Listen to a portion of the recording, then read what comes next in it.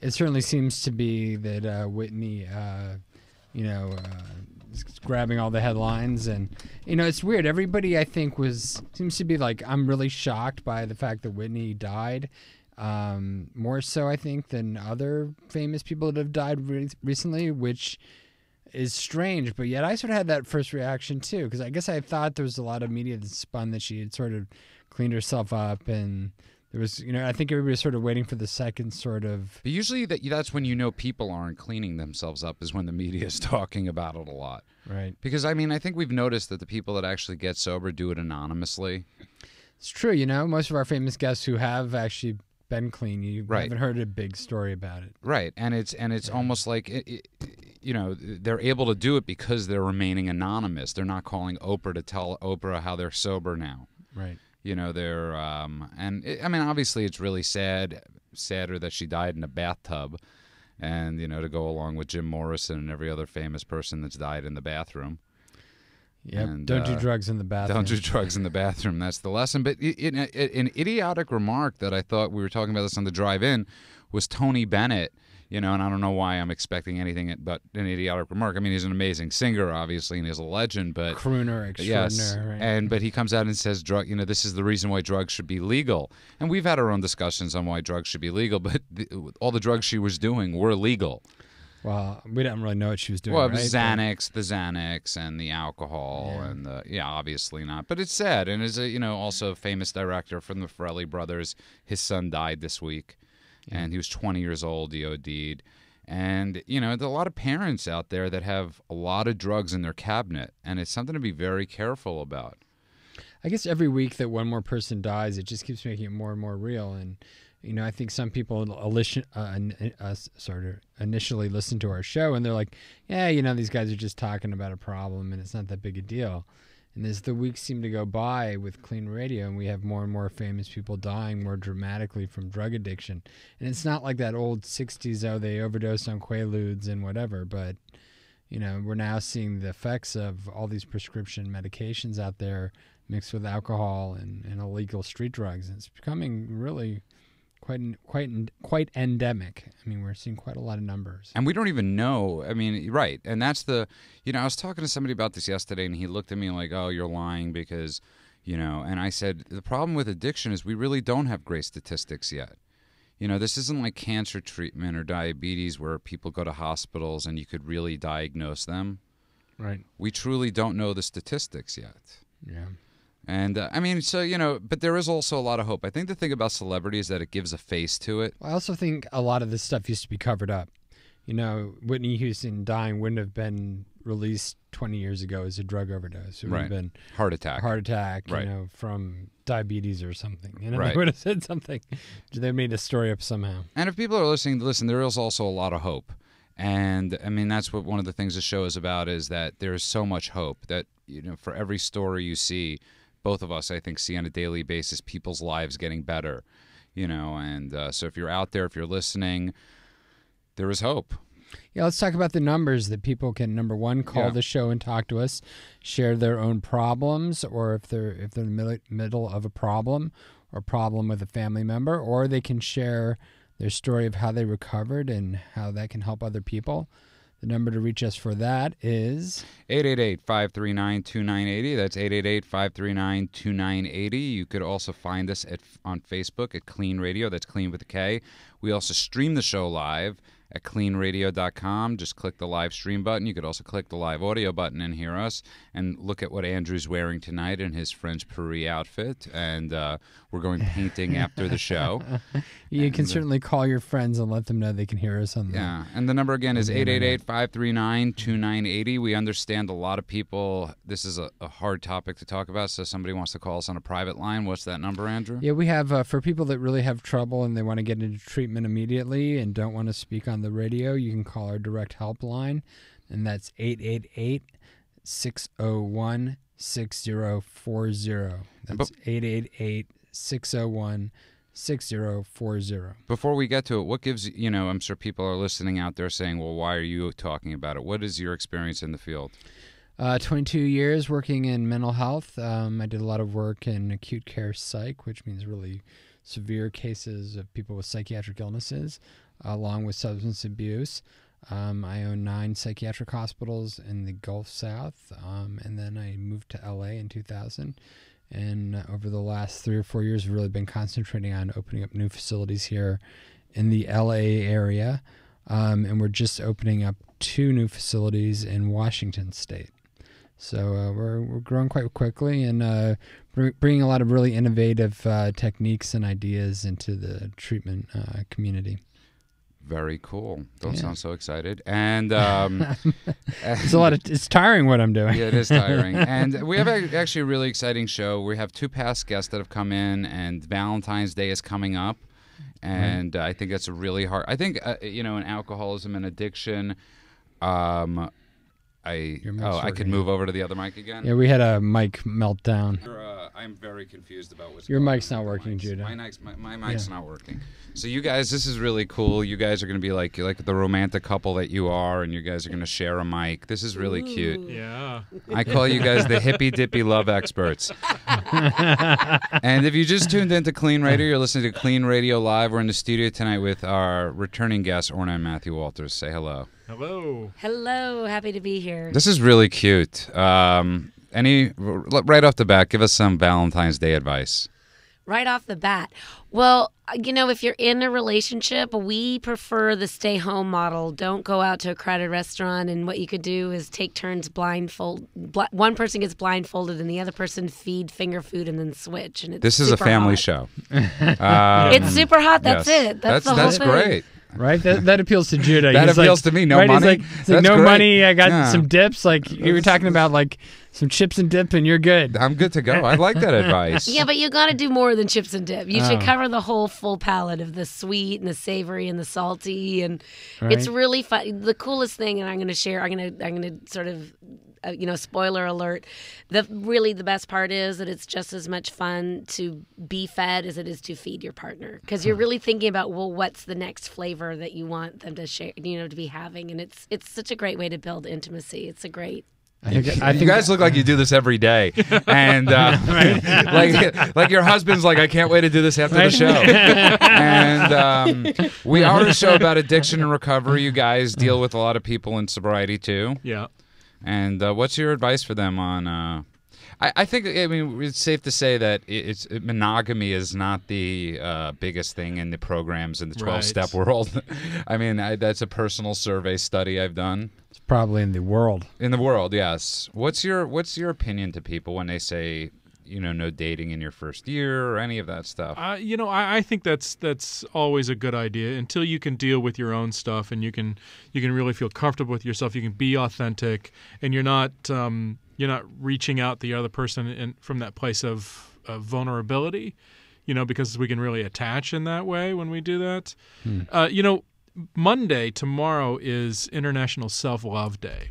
And I don't mean that in any kind of weird way, right? That's been my day for 20 years. Keep the windows closed. I don't mean that in any kind of weird way, like you're taking it there, Judah. But more that it's a chance to really think of yourself, because love comes from within. It doesn't Only come in America. from without. This is international? Really? It's International Self-Love Day. That just seems like such an American thing to me. Yeah. Right? Like, we're Americans, we love ourselves. No, but it's a good day. You're right. It's like take time out for yourself, I guess. And yes. I just wanted to say that this whole idea, I think it's really great for people if you are in recovery. And I like that year rule about, really don't jump into something, because you're really adjusting who you are in that space, and you're discovering things about yourself.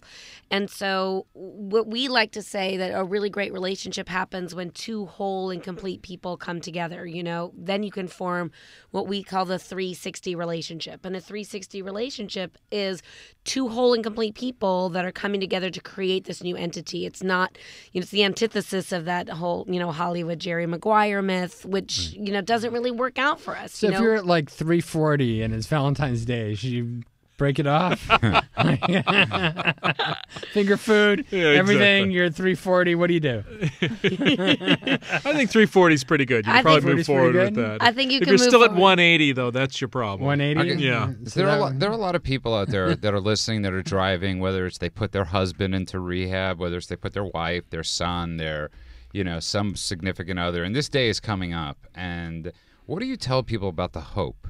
That their relationship is has the chance. Because I'm sure people, Andrew, I'm sure you've seen this a lot, when people are married and they have to put their significant other in rehab. I mean, that's really fearful. Yeah, I mean, I think what's stranger is this whole idea of Valentine's Day and that it's this sort of mythical, sort of grandiose version of love. Like, it's not based in reality or based on anything else. It's this sort of, let's create a bunch of greeting card companies. Well, yeah. And now you sound like my girlfriend who was telling me this last night. Right. I mean, I like their initial comment, right? You guys' initial comment of like really use it at a time to express the true meaning of love and being with somebody, which is bonding. Yeah. And actually enjoying being with somebody. Love is a choice. It's not something that happens to us. It's not something like a thunderbolt strikes down and I feel love, right? Love is something you choose. That's divorce. Exactly. Love is something you choose every day with your partner. Even when they're being and behaving in a way that you don't like, you can still choose to love them through that behavior. And especially if somebody who's going through, what you said, Judah, they put their spouse into rehab and they're coming across this time. It's about creating a loving space, creating a space of openness for them to be who they are, not needing them to change right now. Right? Just being in that space of acceptance because... See, actually, I look at Judah and he's like, how long I got to wait? He's like, I get that she doesn't have to change right now, but I mean, is it 10 minutes? No, Andrew and I were actually joking the other day why addiction has helped my relationship is my girlfriend's got a great dog, this great schnauzer. And I love walking this dog, but part of the reason I love it all started with Andrew going, I'm so bored walking my dog. I never am because I get to smoke. And, actually, I told you, I bet you smoke like walking the dog. Yeah, you get to smoke. Because I get to smoke. And you were like, oh, that's it. You're right. Yeah. And now he feels guilty. Yeah, and he it's feels like this tremendous guilt. Yes, because he's getting credit for doing something he loves to do, which is smoke. Right, and I which he's not supposed to be doing. But he's getting like celebrated for it because he's fake walking the dog to get the smoke. My girlfriend is watching the show, by the way. Thank you, and thank you. So you're so kind. You're going to get to walk the dog with her while you smoke. Exactly. But I think this is an interesting point because you know what, Judah? You don't have to feel guilty doing something that you enjoy doing. Except for smoking, which is killing you. That is like, wow. Although smoking is killing you. That's like 10 years of therapy I just got in 10 seconds. And by the way, if you just tuned in, you're listening to KLEAN Radio Live. The number here is 888-539-2980. That's 888-539-2980. You could also find us on Facebook at KLEAN Radio or KLEANradio.com. That's KLEAN with a K. We're in the studio tonight with Orna and Matthew Walters, relationship coaches and singles who want to find love. But let's get back to that question. What do you tell people? I get that. That's great. You tell them to create a loving space to people that want to check their children or their significant others in. But what else do you say to them? Because that's probably got to be one of the most fearful things, checking your loved one into rehab, because you're scared you're going to lose them even though you already have. Yeah. And I think you just put your finger on it, which is they already have lost them. Right. And actually putting them in rehab is an opportunity to actually regain them, actually to get them back. So it's about it really, some cliches are true for a reason. If you love somebody, set them free, right? You got to give them the space to go and do what they need to do in order to find that love for themselves because, so much addiction is driven by a lack of self-love. I couldn't agree with you more, but I can't say I've ever experienced this event where women don't expect me to read their mind and know what they expect, like without me knowing what it is. Like that, every relationship I've ever been in, at some moment there comes a time. You know what I love about these two, by the way? They're so excited for your question. For my question, right? Because they're just going to tear me apart, right? Right. You're going to tell me exactly what's wrong, right? Okay, so, right, 44, I can't read women's minds. You've been married 3 times. I've been married 3 times. Can never get it right. So I've asked. You told us. And if you ask, that's the worst thing you can do. Then you get it totally wrong. Right. And so I would say, who is it when you were a little boy? Whose mind were you trying to read then? And why did you take this on? It's a good question. I don't think I was trying to read minds when I was a little kid. There's another thought, which is... and I wasn't trying to take it on. I just, got married, and then women seem to have these expectations. Maybe we should be talking to the women, right? Yeah. But the key is to realize in relationship that the other should person... we get my ex-wives on the phone? It's realizing the other person is not you. Right. Right. And that's the mistake we all make in relationship. We think the other person thinks the way we think. We think they feel the way we feel, right? Oh, I like this, so you're going to like this, right? Or, oh, I want you to do this, so you're going to know that I want you to do this.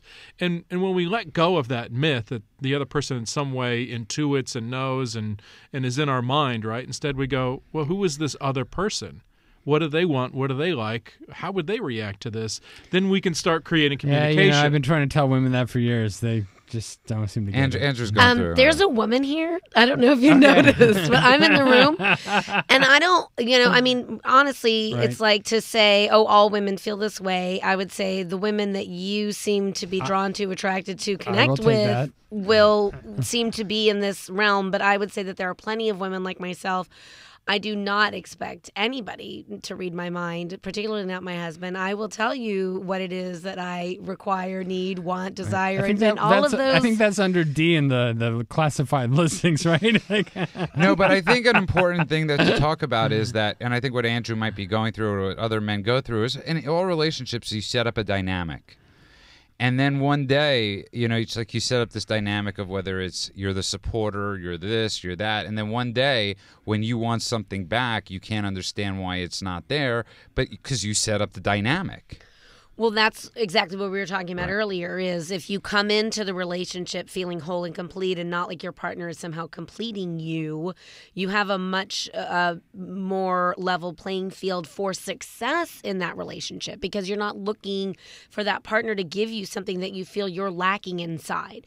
Now, we understand that, people who are dealing with addiction oftentimes feel like they are lacking something inside, like there is something broken inside them. I used to feel unlovable. That was really... You got down to the core of what my issue was, and it showed up in all of my relationships. Nobody could love me enough because I felt unlovable. And until I changed that story inside of me, then I was able to open up and receive love from somebody. And I was able to receive it from this amazing man who's now my husband. That is pretty amazing. He looks like an amazing guy who's very excited about after the show. And but one of the things that you're talking about, which really struck me, is they were talking about Whitney Houston last night. And I get it. They were talking about like how I guess she was drinking and they were all at the pool or at the bar partying. And all I could think of was she was probably the loneliest person there, as everything, all this stuff is. Because if you can't love yourself, talking about self-love tomorrow in the healthy way, no matter what everybody does around you, it's not going to validate you or help you.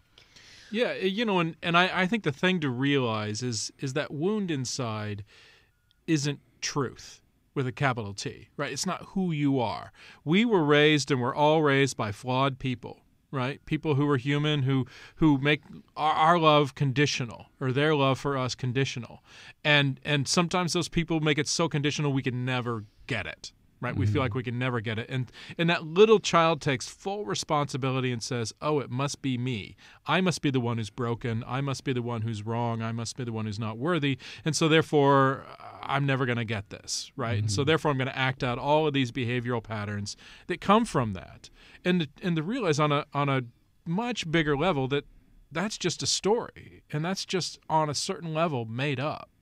Based on these flawed people. It's magical thinking. It's magical thinking, right? Yeah. And if you start realizing, oh, I'm not broken. Oh, there's nothing wrong with me. And that's this whole self-love piece, right? Right. I don't have to change in order for My her to love problem is me. I point that out in the other person, and then they don't like that I pointed out that they are engaging in magical thinking. I think Andrew needs to go to one of your seminars. And I really do believe that. I would This love is true. to. I'd like to hear what they say about this. If Yeah. I'm pointing out the lack of correct concrete thinking and the fantasy magical thinking of the person I'm with, and that upsets them, I mean, is that wrong? Should I not do that? I don't want to say that I would say that it's much better when that person has that realization for themselves. So I should be with them in fantasy land. No, a great way is to model for them. So that you start to do that for yourself, and you go, oh, you know what? And then you share your experience from yours, rather than pointing whenever you point the finger, right, there's three pointing back at you, right? So if you start to model the behavior that you would like for them to take on, that's a great sort of monkey see, monkey do thing that we do in relationship, right? So if you want your partner, let's say if you want your partner to write you little love notes or something, right? You might start giving them some. And then if you notice that they keep those around their desk, you might say, oh, you really like those little notes I wrote you, huh? And they might say, well, yeah, I really do. And so you might say, it'd be really great if I had some over on my desk, or something, right? Right. So if you model the behavior that you want to be receiving, then that's a great way, to not only support the relationship in creating intimacy, but it's also a really great way to take care of yourself and your own needs. You just gave the setup for about 4,000 comedians out there for a whole set of jokes. By the way, if anybody out there that's listening, I got to tell you, Matthew and Orna, you guys actually, this seems to be working for you. And you guys seem blissfully happy. And, so anybody out there, now they're kissing, uncomfortable moment for Judah and the Andrew. And thank you. Family show. How do people find you guys? Our website is creatingloveonpurpose.com. We've got actually a whole free video training to go there when you sign up, and you get inside, and there's all kinds of free articles and videos that really talk about all these concepts we're talking about. And how much does this cost? Nothing, absolutely nothing. When is the first one? The first seminar. The next one. The next one. Oh, we're actually doing a global telesummit event. This is all online, so it's people all around the world. We're going to talk with 25 of the top experts in love, dating, sex, intimacy, and relationship. We open for registration on April 2nd, but actually you can go to our website now, creatingloveonpurpose.com. Get the free video training, Let Your Heart Rule, so you can get the love you want. And when you sign up there, you'll be notified about the global telesummit event, the Love on Purpose Revolution, which will be this spring. And is there like a classroom type setting? Is there like a place you're doing this? Because I want Andrew to go, and I actually want to film this. We actually right now do most of our stuff online. If I could throw out, we also have a little Valentine's Day special going on. We've got an online program we call Your Soulmate Blueprint, which is really about how do you get in touch with that soulmate type of relationship. How do you create that? And if you use the promo code VD. Wow, that was the wrong. Yeah, that letters. is the wrong it's promo V-Day. code. No, it's V-Day. Sorry. Yeah, Sorry. wow. Let me get it right this time. It's V. You might be very sticky together. V-Day, D-A-Y 2012, V-Day 2012. Sorry, and you I get couldn't $100 help. I off. couldn't I let know, that no, go. you don't. I mean, What's cool about wow. What's cool about Your Soulmate Blueprint is there are processes in there that is exactly what we're talking about. There's one about connecting to source, and there's a great one for transforming any negative emotion that it's called Reclaiming Your Power. And when you purchase the program, you actually own these processes. You can do them whenever you want, however you want for the rest of your life. Put them on your iPhone, your iPad. very cool. We got to get going out here for our break. Thank you guys so much for coming in. Really appreciate it. Yeah, and we'll definitely, and everything that you're talking about will be on our Facebook page. It's Clean Radio on Facebook. We have a couple calls lined up, but people should call in still. And on the other side of the break, show. we'll have Dr. Alex Katehakis, author of Erotic Intelligence. Call us at 888-539-2980. That's 888-539-2980. It's Clean Radio.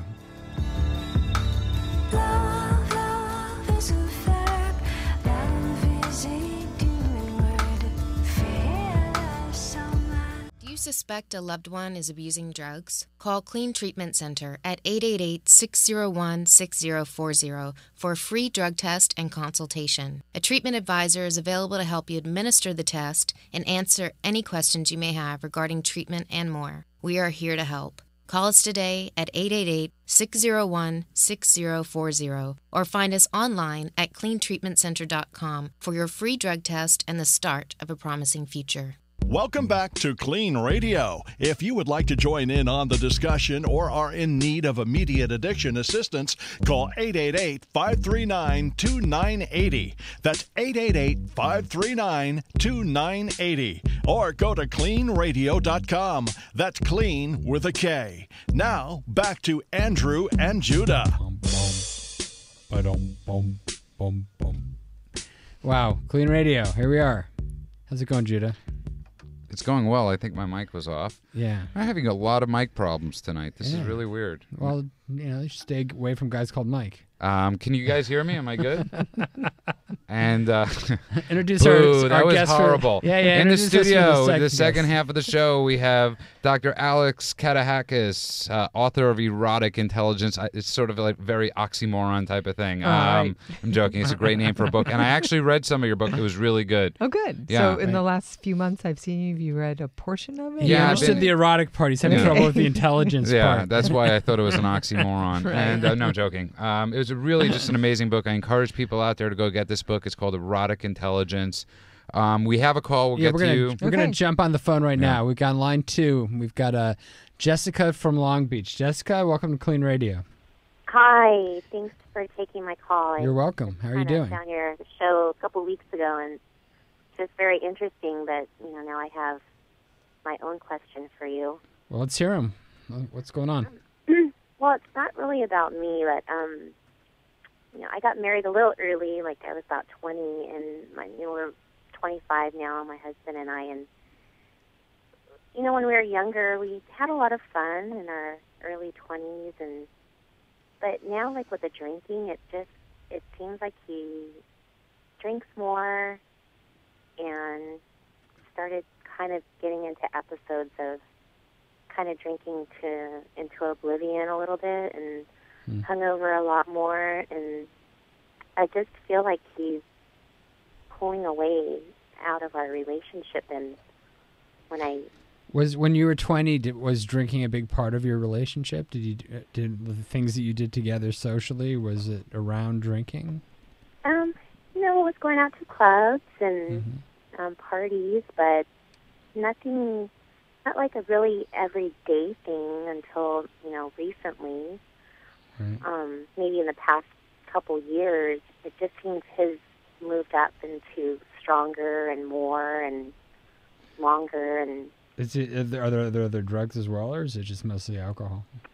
well, not that I know of, but sometimes I feel like we kind of drink in the same capacity, but he's going somewhere else. Like he's like either more passed out or more drunk, and that's why I'm like, I don't, I've tried to bring it up to him, but he doesn't really admit to anything else. Does he get angry? Sometimes, yeah, and then just says that it's nothing to worry about, or it's nothing different than it was, but It's famous alcoholic lines.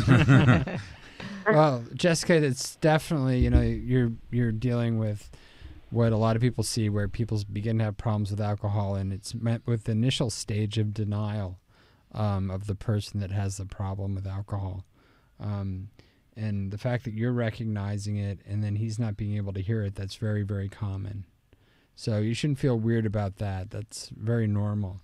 Well, and I think, too, like, his father left when he was really young, and from what his mom said, he was an alcoholic, but he doesn't really have a lot of recollection of his dad, too. But then I was like, okay, well, if it's in the family, but he didn't really, grow up with that, is he still prone to it? And I think that's in the back of my head, too, is that something I have to worry about. Well, if genetically there's alcoholism in the family, there's a good chance that, a better than average chance that, he's at a higher risk for alcoholism, but that's not necessarily true.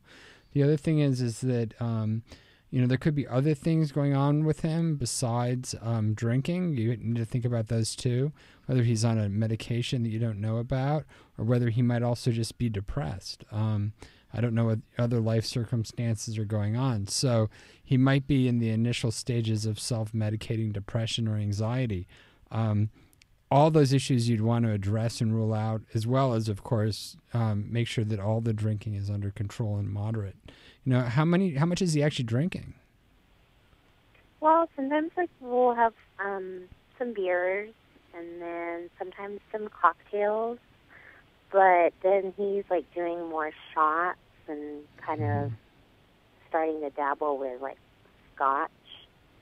Right. Well, when people move to liquor, when people move from wine and beer to liquor, that's generally a dramatic shift. If that's where they've gone in that direction, that they're moving towards a state of alcoholism, because they want to get there quicker. Well, it happens more quickly, Right. and it actually happens. People that just drink beer, it's harder for them to sort of actually get an effect from the alcohol. They just sort of stay a little drunk, but they don't really get any kind of rush or relief from it. And that's why you see, long-term alcoholics really move towards liquor. Well, and he's starting to, drink more on his own. Like if I come home from work and he's already drinking, and then starting to call in sick. Well, you're mentioning all the classic alcoholic things. You're drinking in private, isolating, missing work, problems with the family, increasing the amount of drinking, increasing in the type of alcohol to more concentrated alcohol. I mean, right there's eight classic symptoms of alcoholism. Yeah, there's also all the lying and covering up that, I think your impulses or your instincts are good, that he's got a problem. And so it's really important that you don't deny your instincts, because that's when partners of alcoholics and addicts start to feel like they're going crazy. And the addicts will say, oh, you're making a mountain out of a molehill, or you're imagining things, but don't let that wear on your self-esteem. It's really important. So what should Jessica be doing for herself? Well, I would recommend that she go to Al-Anon. I think you can get a lot of support in Al-Anon. You'll meet other people, women and men, that are struggling with this same kind of murky place you're in of not knowing if what they're seeing is what they're really seeing. And so helping people help you set boundaries and really take good care of yourself so your self-esteem doesn't slide down with his drinking is important for your well-being. Yeah, Jessica, I think this is one of those, when they tell you in the airplane, make sure you put the oxygen mask on yourself before you put it on your child. It seems sort of, crazy to go that way, but it makes sense, because if you can't be in a position that you can help him, then you're both going to fall into a trap that can be very ugly. So but then how do I can see that for me, and then what about for, I know I can't, I know he Are you asking how do you intervene? But I can't ever imagine leaving him. But I didn't hear her. What? Leaving him. Leaving. Well, that's not even in the cards, right? Yeah, that's... There's so much, Jessica, it's not as doomsday, end of the world as often people present it as. There's many, many people every day that get help for treatment of alcoholism and drug addiction. And they get better. And they can live long, fruitful lives without having the effects really destroy them. What's interesting is that in the last few years, people have been intervening sooner and sooner in the process of addiction. So while it used to be like, yeah, he's drinking too much, but, wait till he gets a couple DUIs and maybe goes to jail, and then we'll have a talk with him about it. Luckily he's with someone that sort of is recognizing these patterns early and has an opportunity to have a conversation with him that might save somebody's life or his life, or might, if nothing else, greatly improve his life and your life together. And Dr. Alex, let me ask you a question about Jessica. I'm sure she's going through this right now, the feelings of inadequacy or insecurity. What go to Al-Anon is, basic. What else? Well, I think you could get into your own therapy if you wanted to, if that was available to you. There are all sorts of people that work with drugs and alcohol. There are Pay What You Can clinics. But, I agree with what Andrew's saying. This is not about you leaving him. You don't have to go anywhere. But by you taking a stand, by you being strong and gathering information and getting clear about what you need, what he possibly needs, you're doing yourself and your family a service. This is about keeping your family together.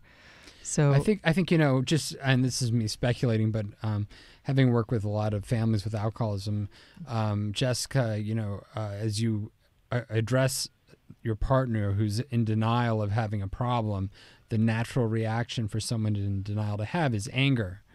And sometimes that anger is taken out on you, or at least appears to be taken out on you, when it's really taken out on the fact that you're confronting them about the fact that they have a problem. Yeah, and that anger can come from shame a lot of times too, right? Exactly, right. Jennifer, why don't you take our 800 number and our 888 number. Your 888 number, and all these questions, we talk about it with you for absolutely free. Any questions you might have. Yeah, we actually have a great treatment advisor. I think it's on right now tonight. His name's Joe, and let me give you the number for him. Give him a call, and he can help you with resources in your area. Okay? Okay, thank you so much. Okay, just stay on the line, and they'll give you the number, okay? Okay. All right, great. Thanks, Jessica. Thanks for calling. You're listening to Clean Radio Live, by the way. The number here is 888-539-2980. That's 888-539-2980. You can find us on Facebook at Clean Radio, KLEAN, and also at cleanradio.com. You can watch the show live. We're in the studio tonight. And what about our big announcement? Oh, our big announcement? Well, I think we should at the end of the show, towards the end. Well, forget that. Okay, we'll be on in New York. We're not that good. In 2 weeks, we'll be on in New York. Getting picked up by a station. Really? In New York, yes. We'll be on WWRL. Yes, and we'll be on in New York in a couple of weeks. It's very exciting. On March 26th, with one of my heroes as a child will be our guest. His name is Lee Steinberg, who is the inspiration for Jerry Maguire. Right. And but tonight we have an amazing guest in the studio with us. Tonight we have a doctor, author of Erotic Intelligence, Dr. Alex Katehakis. So, Judah, I just want to tell you that I'm not a doctor. Oh, you're I don't not. have a doctorate, I'm so sorry. I appreciate I keep the on honor. saying that. I know, and you called Jessica Jennifer, I think. Oh, it's a Judaism. Yeah, it's a. Did I call her Jessica? It's all part of the fantasy. Of him I did wanting call you her. to be I did a call her doctor. Jessica. It was Jennifer. No, it was Jessica. I said Jessica. No, you said Jessica, Jennifer, it's J-E. It's close enough. Your microphone's not working. I'm a doctor. So we're in the studio tonight with Judah esteemed author and colleague, and all-around great woman, but not so much for making me recognize that I said, okay. I have to say, I wasn't here last week, so I had to watch last week's Yeah. episode, and it was Judah and Dr. Coe, and there's 2 math questions on the show, both of which he was off by about 300%. Yes, I asked them myself the questions and answered them incorrectly. And but that's for a whole other topic. Welcome to the studio. Thank you. And poor Judah, he feels beat up. No, I so, don't. Judah. This is about love and Valentine's. You know. Oh, Can I right. tell you something? Yeah. I love myself. Yes, you And so I'm okay with any comments from, sometimes insecure, low esteem people. People wearing French Paris shirts and hats. And I love myself. Yes, you do. Talk about your book. Okay, I'm a marriage family therapist, so I am a therapist. My book, Erotic Intelligence, is for people that are wanting to be sexual and sexy and erotic again, even though they've struggled with issues of sex and love addiction. So a lot of times people that are sex addicts, they are acting out compulsively, hiring prostitutes, masturbating endlessly, looking at porn. Why are you staring at me? I'm just looking. I just with a glance. They feel shame. They feel shame, and their partners catch them, and they kick them out of the house, and then they feel really asexual, and they don't know how to be sexual again without being triggered again. So, erotic intelligence is meant to help people out. And So, what is intimacy versus just sex? Well, I think intimacy is about a real connection with somebody. It's about being vulnerable, really letting people know who you are. And, addiction's all about looking good. It's all about having a false veneer. So really unzipping the things that we're most afraid to tell people. Yeah, you're going to make that dirty, aren't you? No, he said unzipping. Okay, anyway, sorry. I'm incorrigible. Sorry. Get back to it. So it's from that place of vulnerability, and I see it unfortunately all the time. Once people have been caught and they're in trouble and they've got to tell their partners everything, it's through that vulnerability that they feel more connected, more intimate, more close, more real. And then the sexuality and the eroticism arises from that. And so that's why it takes really time to develop a relationship and then add sex to have a really mature relationship. Right. And And so many people do the reverse. Right. yeah, especially if they're love addicts. They're Or like, in hello, AA, how are you? Or in the 12-step meetings. Yeah, a lot of times. Hey, look, we got another unfortunately. call. Let's take it. We got John from Fallbrook, California. John, welcome to Clean Radio. Hi. How are you doing tonight? What's going on? I'm all right. No, I'm having a little bit of drama with the wife, and I wanted to get you guys' opinion. Okay. Probably just Dr. Katehakis. I mean, sorry. Just Alex would probably be the best on this one. Go ahead, John. I sliced my arm open pretty bad a couple weeks ago. Okay. How'd you do that? There's a mirror in the by the trash cans. That was an accident? Yeah, it was an accident. Oh, okay. Complete accident. Went to the doctor. The doctor stitched me up, 13 stitches. It's a pretty deep slice. Wow. Anyways, he gave me some pills for the pain. Mm-hmm. What were they? I don't even know. Okay. They're Percocet. Percocet? Okay. I think. Not really in too much pain, but I noticed that I'm still taking them. Okay. And wife is getting on my nerves, and I don't know, I just feel like I get more done during the day. It's weird. It's just a weird feeling about these pills that I don't feel like I'm addicted to them, but at the same time, I feel like I have a clearer head. It's not even like... You might be what they call habituated to them, which is not addicted. So, how many did he give you? 20, probably? Yeah. Yeah, okay. So, and you've been on them less than a week, so there's no way for you actually to have developed a physical addiction to them yet, but you could still be feeling slight withdrawal symptoms from the comfort that it sort of gives you. Like, it will give you like a shady sort of feel or soft feel about things. And you might be trying to hold on to that feeling. That's a good sign to stop taking them. Right. Stop taking them now and forget about that feeling. Yeah, even if it means your wife nagging you. Yeah, right. Well, I'm trying to understand. It makes me feel high. Well, it's I don't think. See, feeling high is a very undefinable thing, especially when it comes to things like opiates. We've become so extreme in our culture. We expect, like, you're going to take one hit of pot and then you're going to be, your arm isn't going to move and you're going to be drooling and laughing on the floor. While, in the 1960s, they thought maybe you might giggle a little bit. So a lot of drugs have gotten a lot stronger. People now expect the effect of the drugs they take to be much more extreme. You're taking an opiate. It's a moderate opiate if it's Percocet. It's in the same class, similar to oxycodone. So you're not dealing with something that's, potentially harmless, but it has the potential to quickly build tolerance and become addictive, especially if you like it. I think Alex also wants to know what's going on with you and your wife. Well, I just thought it was interesting. You said your wife is kind of on your nerves, and I can't tell if she's on your nerves because of the pills that you're taking. Because of the pills. So she's nagging you about getting off of them. Is that what you're saying? She doesn't want me to become, I guess, pill addict. Well, also, you probably don't recognize your behavior versus how you feel. Right. With people that are taking prescription drugs, especially opiates, believe it or not, you actually tend to become more agitated to the people around you. It's a very common sort of reaction.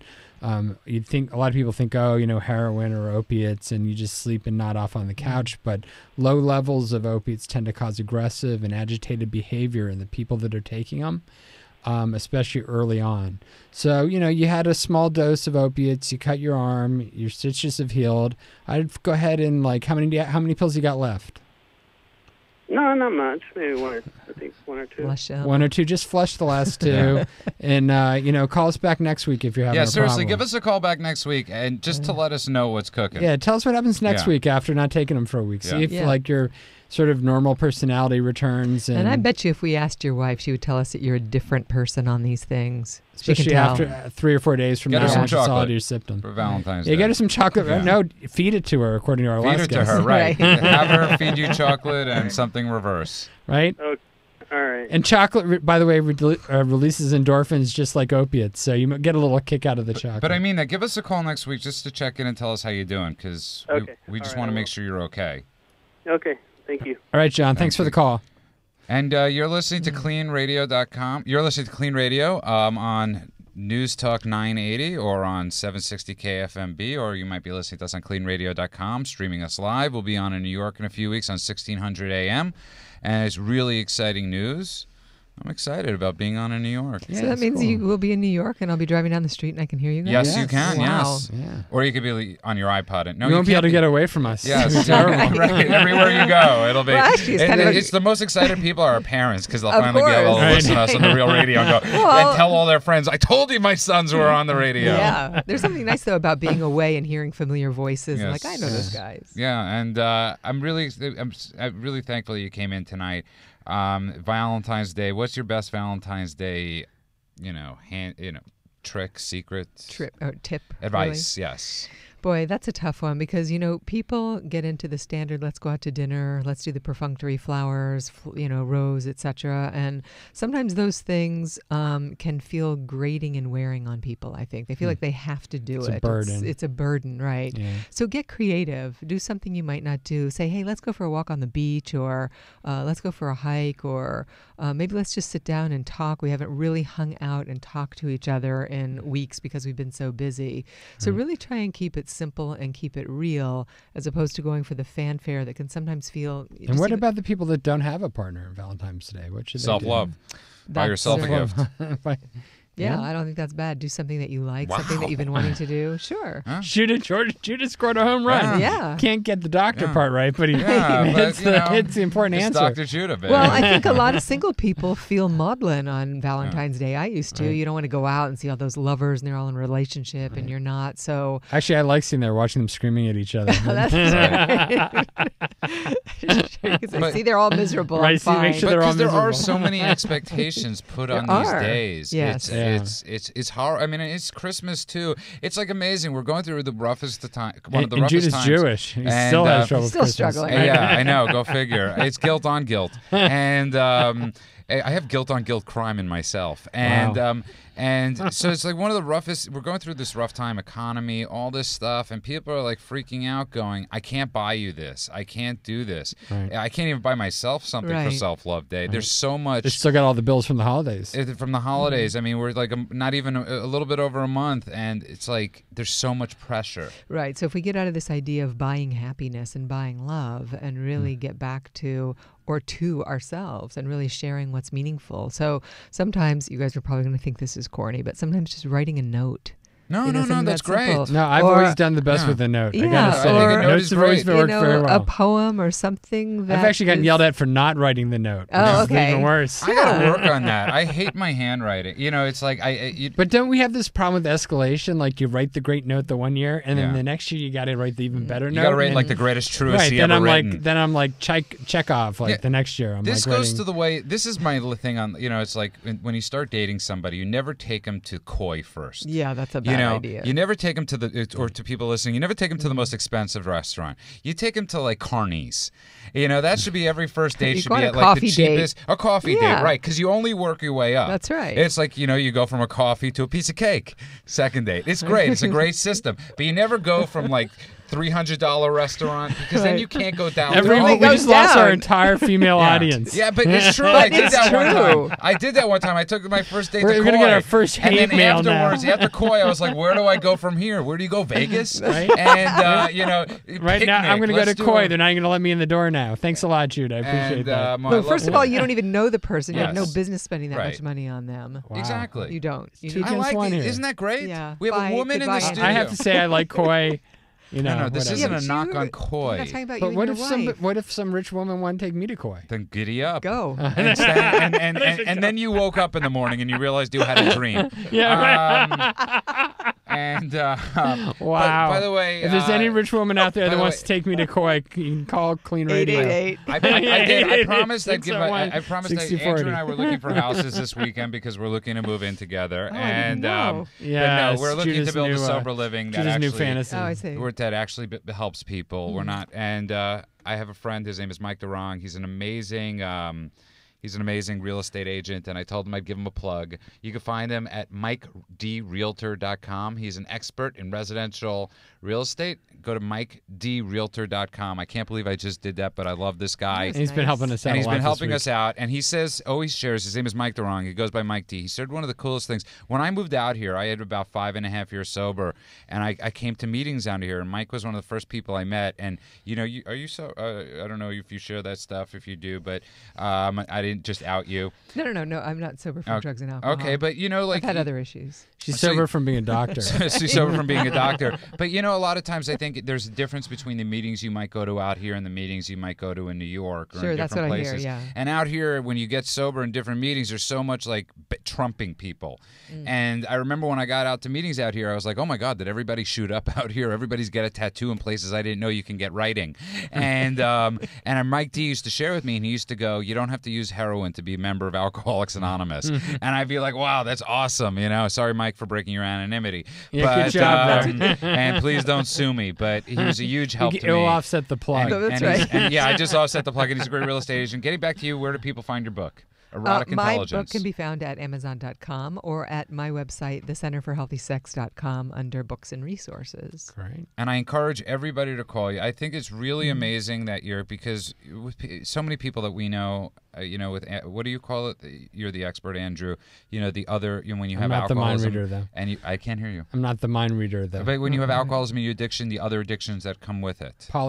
Polysubstance abuse. And I'm sure you find or that multiple a lot. addictions, Multiple addictions. Yeah, I mean, we see all the time people that are sober from drugs and alcohol who come in and they've been acting out sexually for the duration of their alcoholic sobriety. So sometimes 15, 20 years in AA, but they've been acting out and they have to be new in SAA.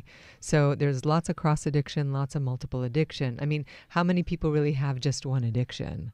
Not me. Yeah, I mean, it's really typical that people are either, eating, gambling, and having sex, or drinking. Judy just found out a new addiction like this past week. What's that? Well, you can't really talk about it because it's embarrassing, but I have no idea what he's talking about. I don't either. We're not mind readers. people can call me silently. Yeah, tell he's them going to get me in trouble.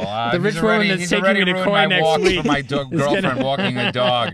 And, but no, yeah, I mean, I think, but I would love for people to give you a call, because I do think what you're talking about is, the problem is when you're sober a few years and you're sober for 6 or 7 years, you have the shame that other things might be going wrong. Right. And I think a lot of people get into a lot of trouble because of that shame and that guilt, that they feel like they can't share it. Yeah, it's embarrassing. And we're seeing a lot more women coming into treatment now for sex and love addiction. And boy, women really, they struggle badly with this problem, and they've got a lot of shame about talking about it, too. Tell them not to. It's sort of hot. Yeah, I'm joking. Too. All right, Judy, we got 1 minute left. Yes. What's the most important things we need to say in a minute? I think we should leave this to Alex.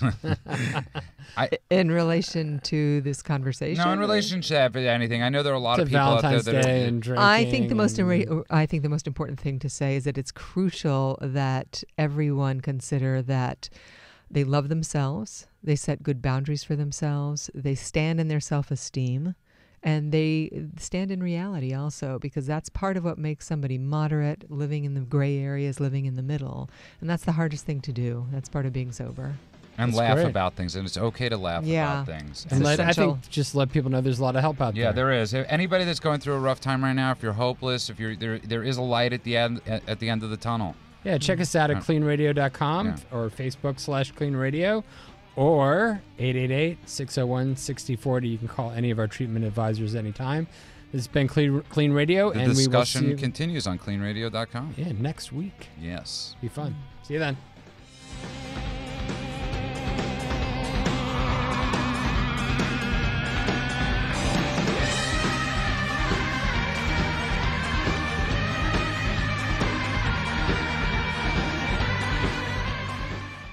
Do you suspect a loved one is abusing drugs? Call Clean Treatment Center at 888-601-6040 for a free drug test and consultation. A treatment advisor is available to help you administer the test and answer any questions you may have regarding treatment and more. We are here to help. Call us today at 888-601-6040 or find us online at cleantreatmentcenter.com for your free drug test and the start of a promising future.